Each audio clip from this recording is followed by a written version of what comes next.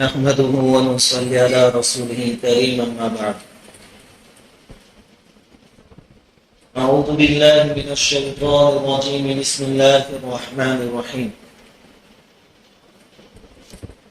يا أيها الذين آمنوا إنما الخمر والميسر والأنصاب والأزلام رجس من عمل الشيطان فاجتنبوه لعلكم تفلحون. إنما يريد الشيطان أن يوقع بينكم العداوة والبغضاء في الخمر والميسر ويصدكم عن ذكر الله وعن الصلاة فهل أنتم منتهون. صدق الله العظيم. وعن عبد الله بن عمر رضي الله تعالى عنهما قال قال رسول الله صلى الله عليه وسلم كل مسكر خمر وكل مسكر حرام او كما قال عليه الصلاة والسلام. بزرگوں اور پیارے بھائیوں، نبی کریم صلی اللہ علیہ وسلم کو صحابہ کرام کی جو جماعت ملی ہے،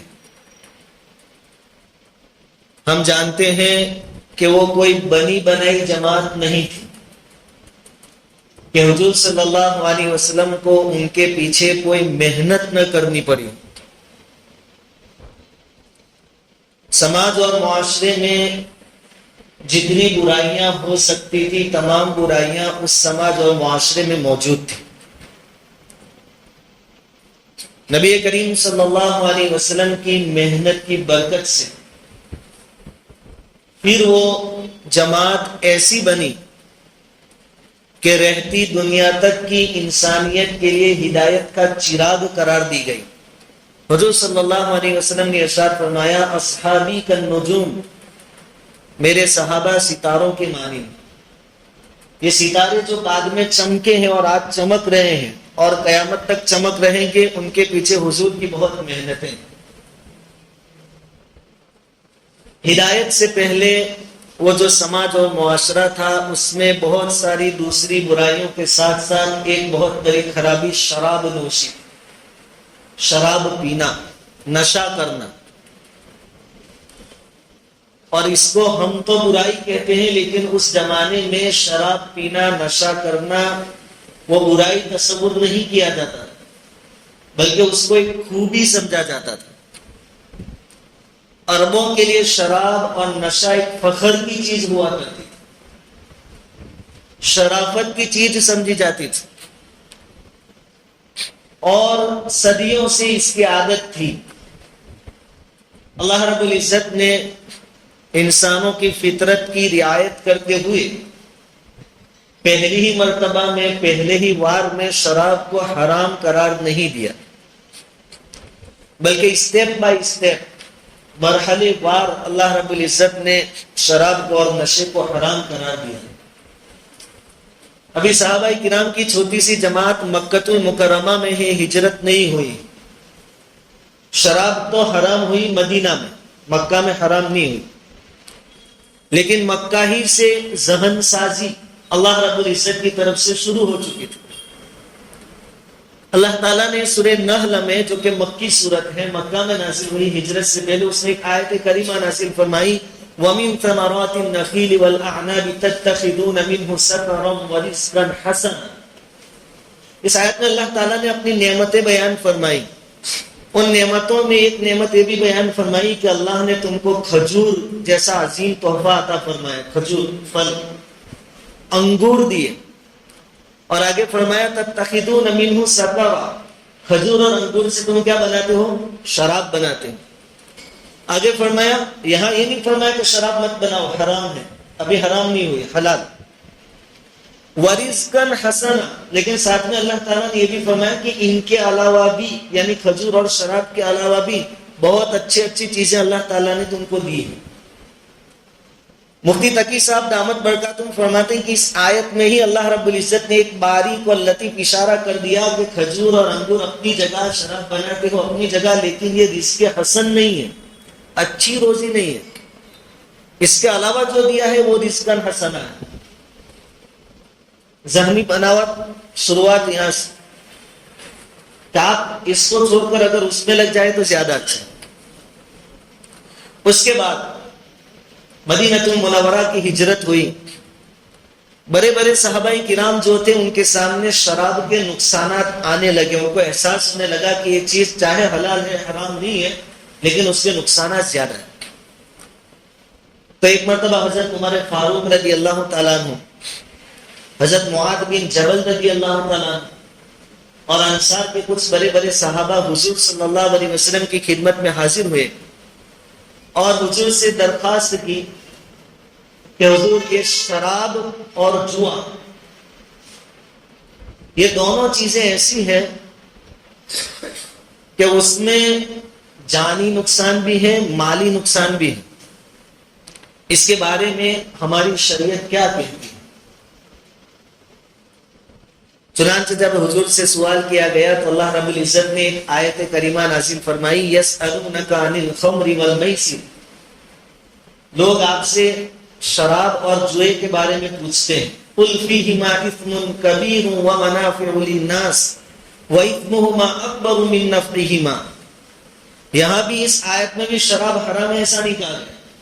اللہ تعالیٰ نے جواب دیا کہ آپ ان سے کہیے قل فیہما اثم کبیر، شراب اور جوئے میں گناہ ہے بڑا، زیادہ نقصانات.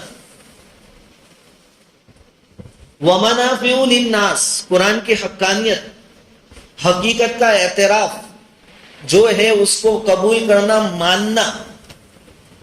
قرآن کیا کہہ رہا ہے کہ گناہ تو ہے، نقصان بھی ہے، لیکن ساتھ میں تھوڑا فائدہ بھی ہے. ومنافع للناس. اب شراب اور جوئے میں کیا فائدہ؟ مولانا منظور نعمانی رحمۃ اللہ علیہ نے اس کی تفسیر میں بیان فرمایا ہے کہ شراب سے ایک قسم کا سرور اور نشاط، چستی آدمی کو محسوس ہوتی ہے اور اسی لیے لوگ اس کو پیتے ہیں کہ ٹینشن اور غم بھول جائے اور ذرا مست ہو جائے. ایک تھوڑا فائدہ تو یہ. دوسری کیا بات ہوتی تھی کہ عربوں میں شراب فضیلت اور عظمت کی چیز سمجھی جاتی تھی اور مالدار لوگ جب بہت زیادہ شراب پیتے تھے پھر جب ان کو نشہ ہوتا تھا تو وہ اپنا مال غریبوں پر بہت خرچ کرتے تھے، مال لوٹاتے تھے. یہ فخر کی چیز بھی تھی ان کے لیے. ان کا ایسے کرنے سے غریبوں کا کچھ مالی فائدہ ہو جاتا تھا. اس لیے اس زمانے میں جو کم شراب پیتا تھا یا نہیں پیتا تھا اس کو بخیل سمجھا جاتا تھا، کیونکہ شراب پیے گا نہیں، اس کو نشہ چڑھے گا نہیں تو یہ اپنی دولت غریبوں کو لوٹائے گا. تو نہ پینے والے کو بخیل اور کنجوس کہا جاتا تھا اور جو بہت پیتا اپنا بہت مال و دولت غریبوں کو لوٹاتا. ایک شرافت کی چیز تھی، تعظیم کی چیز. اس بہانے غریبوں کا فائدہ ہو جاتا تھا. یہ ہے ومنافع للناس، کہ تھوڑا بہت فائدہ. لیکن آگے اللہ تعالیٰ نے فرمایا وَإِثْمُهُمَا أَكْبَرُ مِن نَفْعِهِمَا، کہ نفع تھوڑا ہے نقصان زیادہ ہے، گناہ بڑا ہے. جب صحابہ کرام نے دیکھا کہ قرآن ہم سے کہہ رہا ہے کہ نقصان زیادہ ہے، اس میں گناہ بڑا ہے، تو بہت سارے صحابہ کرام نے توبہ کر لی اور شراب سے دور رہنے لگے. لیکن پھر بھی علل اعلان کھلے طور پر حرام قرار نہیں دیا گیا، نفع نقصان بتا دیا گیا کہ نقصان زیادہ ہے. تو کچھ صحابہ کرام ابھی بھی حرام قرار نہیں دیا گیا تھا، اس لیے اس کو پیتے تھے. ایک واقعہ یہ پیش آیا کہ حضرت عبد الرحمن بن عوف رضی اللہ تعالیٰ عنہ جو کہ بڑے مالدار تھے، انہوں نے چند صحابہ کرام کی دعوت کی، کھانا کھلایا. کھانے کے بعد شراب کا دور چلتا تھا، شراب پلائی اور مغرب کی نماز کا وقت آ گیا. حضرت علی رضی اللہ تعالیٰ عنہ نماز پڑھانے کے واسطے کھڑے ہوئے. انہوں نے قل یا ایھا الکافرون کی سورت پڑھنا شروع کیا. شراب کے نشے میں تھے، ہوش پورا تھا نہیں، تو پڑھنے میں فاحش غلطی ہو گئی. ایسی غلطی ہو گئی کہ ترجمہ بدل گیا. قل یا ایھا الکافرون، آپ کہہ دیجئے کافروں، لا اعبد ما تعبدون، تم جن بتوں کی عبادت کرتے ہو ہم نہیں کرتے. وہاں لا پڑھنا بھول گئے. قل یا ایھا الکافرون نعبد ما تعبدون، جن کو تم پوچھتے ہو ہم بھی ان کو پوچھتے ہیں. ایسا پڑھ دیا، نماز میں خرابی آ گئی. پھر نبی کریم صلی اللہ علیہ وسلم کی خدمت میں حاضر ہوئے اور حضور سے عرض کیا کہ ایسا واقعہ پیش آیا، تو کیا کرنا چاہیے؟ اللہ رب العزت کی طرف سے ایک اور آیت کریمہ نازل ہوئی، یا ایھا الذین آمنوا لا تقربوا الصلاۃ وانتم سکارى حتی تعلموا ما تقولون، کہ لوگو ایمان والو جب تم نشے کی حالت میں ہو تو نماز میں مت داخل ہو، جب تک ہوش و حواس تمہارا ٹھیک نہ ہو جائے، کیا بول رہے ہو تم کو بھان نہ ہو، وہاں تک تم نماز میں داخل مت ہو، کیونکہ صدیوں کی عادت تھی، اب اچانک بند کر دینا ان کے لیے مشکل ہو جاتا۔ اللہ تعالیٰ نے اتنی رعایت کی، یہاں بھی حرام بالکل نہیں کہا، بلکہ نماز کے وقت تم ہوش میں ہونے چاہیے، اس وقت پی کر مت آیا کرو۔ جب یہ آیت کریمہ نازل ہوئی تو ایک بڑا طبقہ شراب سے دور ہو گیا، ان کو یہ احساس ہوا کہ شراب کی نحوست ایسی ہے کہ نماز میں ہم الٹا سیدھا پڑھ دیتے ہیں، ترجمہ بدل جاتا ہے، نماز فاسد ہو جاتی ہے۔ اب جو چیز نماز میں بگاڑ پیدا کرے اس کے قریب نہیں جانا چاہیے۔ صحابہ کرام کی ایک خوبی تھی کہ اس حالت میں بھی نماز چھوٹ جاوے بلکہ جماعت چھوٹ جاوے، یہ بھی ان کو پسند نہیں تھا۔ ایک طبقہ تو شراب سے دور ہو گیا، نشے سے دور ہو گیا، باقی ایک طبقے نے یہ طریقہ اختیار کیا کہ ہم نماز سے پہلے شراب نہیں پیئیں گے، ہم ایسا کریں گے کہ عشاء کی نماز پڑھ لینے کے بعد شراب پیئیں گے، تاکہ فجر کی نماز کا وقت آنے سے پہلے ہوش میں رہیں گے، فجر کی نماز میں کوئی ڈسٹرب نہیں ہوگا۔ تو کچھ لوگ جو بچے تھے وہ رات کو شراب پیتے اور پلاتے تھے۔ چنانچہ ایک صحابی حضرت عتبان نام ہے رضی اللہ تعالیٰ عنہ غالباً، انہوں نے چند صحابہ کرام کی دعوت کی، مدینہ میں کھانا کھلایا۔ اس دعوت کے اندر حضرت سعد بن ابی وقاص رضی اللہ تعالیٰ عنہ جلیل القدر صحابی ہیں، وہ بھی موجود تھے۔ کھانے کے بعد سب نے شراب بھی پی، چونکہ ابھی نماز کا وقت تھا نہیں اور فجر سے پہلے ہوش میں آ جائیں گے ایسا یقین تھا۔ کھانے کے بعد شراب کا دور چلا، اور عرب کی عادت تھی کہ اشعار کہا کرتے تھے، قصیدے پڑھتے تھے، اور اس میں اپنے خاندان کی، اپنے نسب والوں کی بڑائیاں اور اچھائیاں اور خوبیاں بیان کیا کرتے تھے۔ حضرت سعد بن ابی وقاص رضی اللہ تعالیٰ عنہ نے ایک قصیدہ پڑھا، چند اشعار پڑھے، جس میں اپنے خاندان والوں کی فضیلت بیان کی، اور انصار جو تھے ان کی مذاق اڑائی۔ نشے میں تھے تو انصار میں سے ایک نوجوان اٹھا اور اس کے پاس اونٹ کے جبڑے کی ایک ہڈی تھی بڑی، وہ ہڈی حضرت سعد بن ابی وقاص رضی اللہ تعالیٰ عنہ کے سر میں مار دی، غصے میں کہ انصار کا مذاق آپ اڑاتے ہیں، حضور بیان کرتے ہیں۔ تو اس سے بہت گہرا زخم ان کے سر کے اندر آ گیا۔ پھر یہ معاملہ نبی کریم صلی اللہ علیہ وسلم کی خدمت میں پہنچا کہ شراب کے نشے کی وجہ سے ایسا ہوا۔ حضور صلی اللہ علیہ وسلم نے اللہ تعالیٰ سے دعا فرمائی کہ الہ العالمین کوئی واضح حکم شراب کے بارے میں نازل فرمائے۔ دوسرے جو صحابہ کرام تھے ان کی بھی فکر یہی تھی کہ کوئی واضح اور صاف حکم مل جائے شراب کے بارے میں، خاص کر کے حضرت عمر رضی اللہ تعالیٰ عنہ کی فکر بہت۔ حضور نے جب دعا فرمائی تو اللہ رب العزت نے آخری حکم نازل فرمایا، اس میں صراحتاً شراب کو حرام قرار دیا گیا، بلکہ صرف شراب ہی نہیں، ہر وہ چیز جو نشہ پیدا کرے اس کو حرام قرار دیا گیا۔ چنانچہ اللہ تعالیٰ نے فرمایا یا ایھا الذین آمنوا، اے ایمان والو، انما الخمر والمیسر والانصاب والازلام رجس من عمل الشیطان، ایمان والو شراب، جوا، بت اور وہ پھال نکالنے کے جو تیر تم اڑاتے ہو اور چلاتے ہو، یہ تمام چیزیں گندگی ہے، رجس من عمل الشیطان، بہت سارے نقصانات بتائے۔ ایک تو اس کو گندگی قرار دیا، حرام ہے ایسا نہیں کہا، گندگی ہے، اور ظاہری بات ہے شراب اور نشے والی چیزیں گندگی ہی ہیں۔ جب وہ چیزیں پیٹ میں اور جسم میں داخل ہوتی ہے تو آدمی کے خیالات گندے ہو جاتے ہیں، اس کے جذبات گندے ہو جاتے ہیں، اس کی فکریں گندی ہو جاتی ہے، اور اس باطنی اور اندرونی گندگی کا اثر ظاہر بھی ہوتا ہے، جسم پر بھی ظاہر ہوتا ہے۔ اسی وجہ سے بہت سارے شرابی گندی نالیوں کے پاس پڑے ہوئے ملتے ہیں، کیونکہ اندر گندگی ہے تو ان کا جسم بھی گندگی کے پاس پایا جاتا ہے۔ ان کے اوپر کتے پیشاب کر جاتے ہیں، یہ پیشاب پاخانے کے پاس بیٹھ کر کھانا کھا لیتے ہیں، نالیوں کے پاس پڑے ہوئے ملتے ہیں، گٹر کے اندر پڑے ہوئے ملتے ہیں، یہ گندگی۔ قرآن نے اشارہ کر دیا، صاف کہہ دیا، رجسن، یہ گندگی ہے، اس سے دور رہو۔ دوسرا نقصان بتایا من عمل الشیطان، یہ شیطانی کام ہے، شراب، جوا۔ شیطان کی فطرت ہے فساد مچانا، تو شرابی کی فطرت بھی فسادی ہو جاتی ہے۔ شیطان جب فساد بتاتا ہے تو سب سے زیادہ زور میاں بیوی کی لڑائی پر دیتا ہے، طلاق کرواتا ہے۔ شرابی کے گھر پر بھی پہلے جھگڑا اس کی بیوی کے ساتھ شروع ہوتا ہے اور دھڑا دھڑ طلاق دے دیتا ہے۔ اور بھی کہتا ہے میں نشے میں تھا، کچھ معلوم نہیں تھا اور میرے منہ سے نکل گیا، مجھے تو وہ بھی معلوم نہیں ہے، دوسروں نے بتایا، طلاق ہوگی کہ نہیں ہوگی۔ تو جیسے شیطان کی فطرت فسادی، شرابی کی فطرت بھی فسادی ہو جاتی۔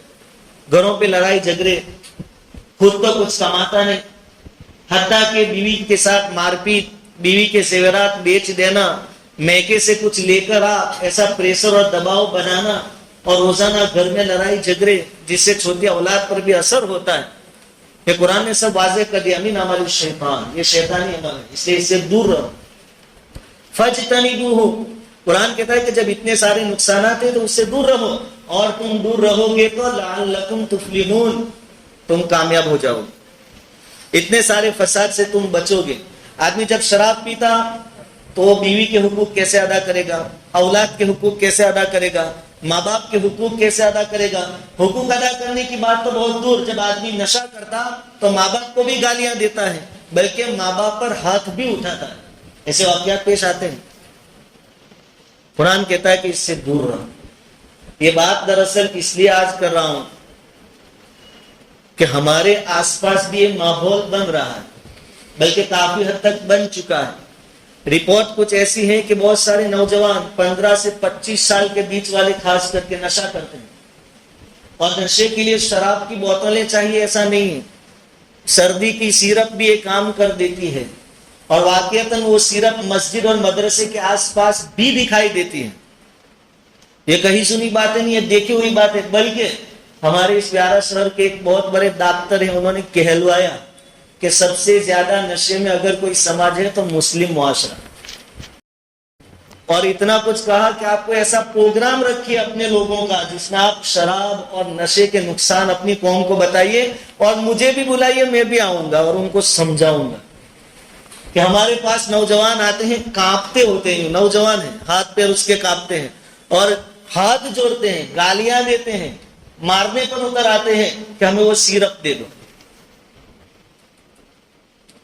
یہ برائی، یہ گندگی ہمارے آس پاس آ رہی۔ اچھا، بہت سارے لوگ ایسے ہوں گے جو یہ کہیں گے کہ الحمدللہ ہم تو دور ہیں، ہمارے بچے بھی اس سے دور ہیں، یہ اچھی بات ہے، لیکن یہ برائی ایسی ہے کہ پڑوس میں یہ کام ہو رہا ہے، کوئی جوان کر رہا ہے، یا محلے میں یہ برائی ہے، تو یہ کبھی نہ کبھی اس کی آگ اور چنگاری آپ کے گھر تک پہنچ سکتی ہے۔ اس لیے میں کمپلیٹ ہوں، میرا گھر، میرے بچے اس سے بہت دور ہے، اس سے خوش ہو کر بیٹھے نہ رہیں۔ جیسے محلے میں کسی گھر میں آگ لگتی ہے تو جس کے ہاتھ میں جو آوے وہ لے کر بھاگتا ہے، ڈول تو ڈول، لکڑی تو لکڑی، لوٹا تو لوٹا پانی بھر کے، کیوں کہ اگر وہ گھر جل رہا ہے، اس کی آگ بجھائی نہ گئی تو لائن میں جتنے مکان ہیں سب اس کی زد میں آئیں گے۔ یہ نشہ اگر ایک گھر میں محلے میں پایا جاتا ہے، اگر اس کو بجھایا نہ گیا اس آگ کو، تو یہ آگ آج نہیں تو کل، کل نہیں تو پرسوں تمہاری اولاد کو اپنی لپیٹ میں لے لے۔ اس لیے اس کے خلاف ایک بڑی مہم چلنی چاہیے۔ اس کی عادت لگ گئی تو اب چھڑانا بہت ضروری ہے۔ اپنے اولاد رات کو 1-2 بجے تک گھر کے باہر کیا کرتی ہے، کیا کام ہے ان کا وہاں 11-12 بجے تک گھر کے باہر؟ وہ گھر میں کیوں بیٹھ نہیں سکتے؟ باپ کے ساتھ کیوں نہیں بیٹھ سکتے؟ ماں باپ بوڑھے ہو گئے، ان کو انسیت کی بہت ضرورت ہے، ان کے ساتھ بات چیت کرنے والا کوئی نہیں ہوگا۔ اولاد کو پابند بنائیں کہ بیٹا آپ عصر کے بعد گھومنے جاؤ، دن میں گھوم لو، کام دھندے سے فارغ ہونے کے بعد، لیکن رات کو 10 بجے پھر اگر آپ لیٹ ہو گئے تو پھر دروازہ کھلے گا، اور دروازہ بھی نہیں کھلے گا، دوسرے دن سے کھانا بھی نہیں ملے گا، ورنہ اس میں پیسوں کی بربادی، ان کی صحت اور تندرستی کا مسئلہ، ان کا سنسار داؤ میں لگ جائے گا۔ اس کے بارے میں ہمیں جاگرت ہونے کی بہت ضرورت ہے، اور جس میڈیکل کے بارے میں یا جس جگہ کے بارے میں پتا چلے کہ یہ چیزیں یہاں بکتی ہے، اس کے خلاف آپ قانونی کارروائی کریں، جو قدم اٹھا سکتے اٹھائیں، لیکن ہمارے معاشرے میں سے، ہمارے آس پاس سے گندگی دور ہونی چاہیے۔ اور ساری جھگڑے اور لڑائیاں اکثر کسی سے پیدا ہوتے ہیں. قرآن نے آگے اس کو بیان کر دیا, انما یرید الشیطان ان یوقع بینکم العداوۃ والبغضاء فی الخمر والمیسر.